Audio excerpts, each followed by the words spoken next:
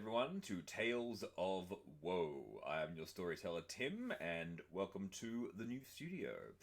When we last left off, it was the incredibly epic tale of the deck of many things and how it managed to save the campaign, while one of the other characters managed to nearly completely derail the campaign. But now that everything had been straightened out, it was time to continue the adventure in the Amber Temple. So essentially, everything had reset back to how it was just before Nuru ran off and attacked Give by shoving the his bag of devouring onto his head. Um, Everyone had the memories of what had occurred in both timelines. And essentially, the whole fight against Legion, they had the memory of, but it was as though it was a very bad dream. So, discussing through that, they decided to make their way through the rest of the temple. One of the things I had actually forgotten about in the previous story was during their first run through, because Nuru had become evil, one of the things that occurred was that she was actually killed by a large golem in the Amber Temple. And as they were moving through the library, they, using the Wand of Secrets, they actually found a secret door, which the sort of like a secret door past a secret door, as this place is. And in one of the side chambers off from the library, there is actually a lich that lives there. Now, being Barovia, I decided to make this Lich actually not an evil character. He was just sort of a neutral character, because one of the aspects, one of the points about him in the actual book, it says that he's lost his memory. So I made him a bit of a ditz, and so he actually agreed to reincarnate Nuru rather than do a full on resurrection, because she'd only just recovered from a resurrection before they came to the temple. So they ran through that, and then she had, because of the random nature of resurrection, she'd become a drow. So that was another element that had added into the whole thing. But now she was back to being human. That hadn't happened, so she wasn't actually killed when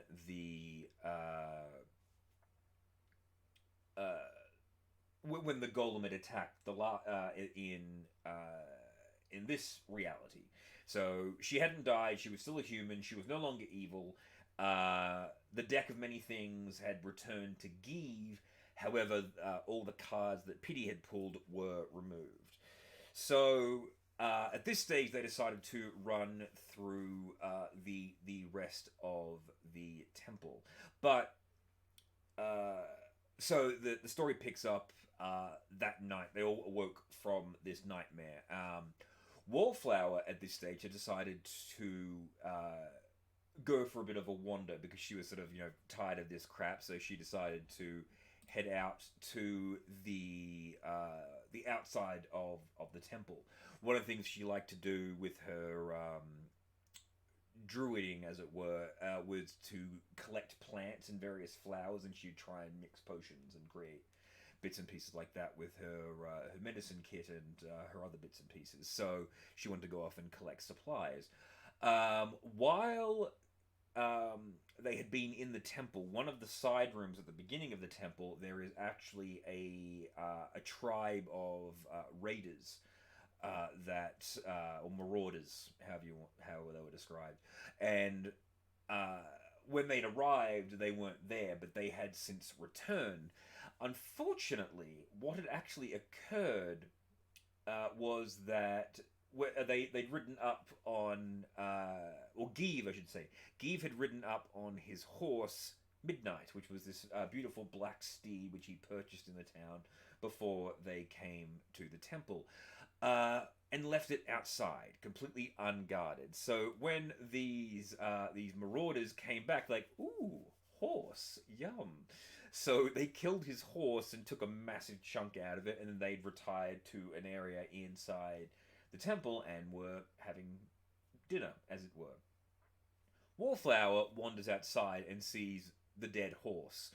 And this is still one of my favorite things ever.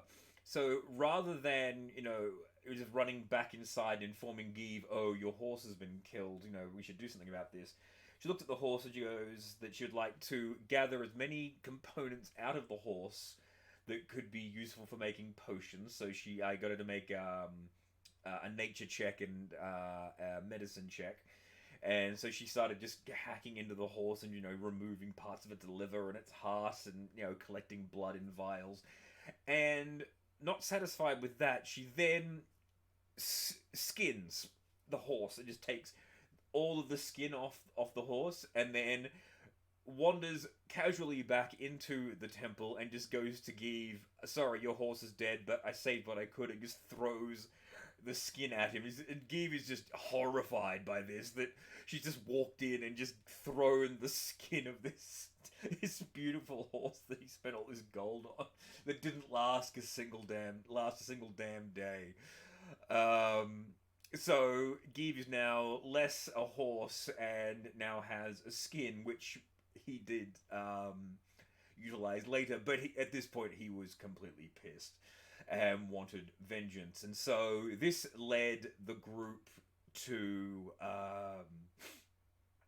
find the raiders and basically take them on.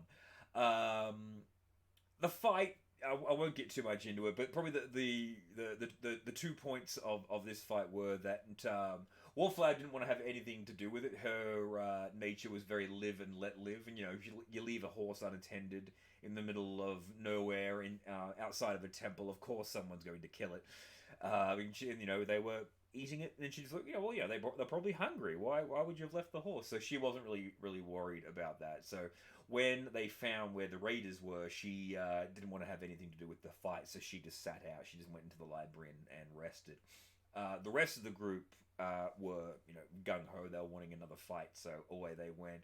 And they were feeling very confident because they had the high-level version of Give, and they also had the Shield Guardian.